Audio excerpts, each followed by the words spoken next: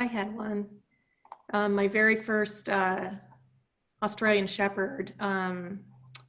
He was about 10 and a half years old, and he got a tumor in his heart. He was fine one day and he was gone the next day. And my husband was out of town and he came home, and I said, something's wrong with Buck. I made an appointment. Can you take him to the vet? Because I was at work.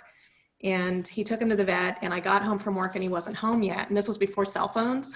So, so I drove down to the vet's office and I went in, and I mean, to this day, it's still just, it's going to tear me up here. But anyways, and so they told us what had happened with him, and we had to make the decision to let him go. And it was the right decision to make. And I remember being so scared about it. And sorry. So the decision that we made was, we decided to let him go, and I couldn't stay in there with him. And to this day, I regret that decision. And, exactly what you're talking about, that experience has kind of, I've learned from that experience. And in that way, I guess there's a little bit of forgiveness, but it still, causes me a lot of pain. But I will never do that again, because I feel like I abandoned him, even though they promised me they would stay with him and all that, I wasn't there. And so I don't know, that's my experience with that.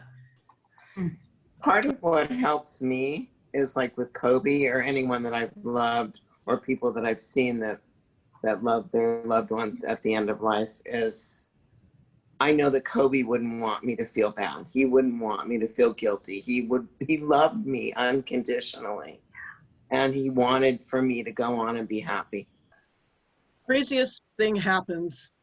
You get better when you listen to your inner self. You get better with communication with your animals.